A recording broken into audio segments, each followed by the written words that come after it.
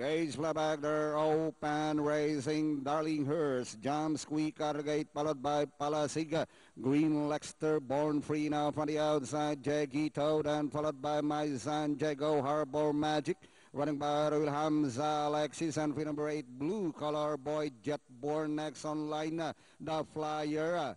While Flowing Cash is running in a tail of the field. Out of straight, they trouble.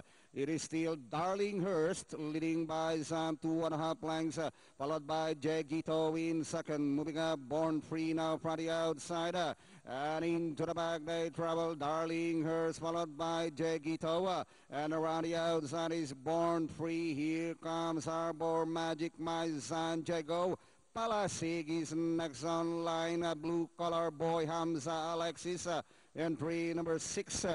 That's Green Lexter. And inside the last 600, it is still Darlinghurst leading Balang, followed now by Born Free.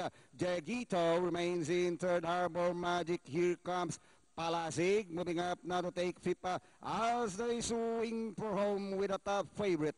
That's Darlinghurst. Kicks clear na by some 5 lengths now, followed by Born Free in second. Jagito. Palasig moving up na the outside. Hamza Alexis.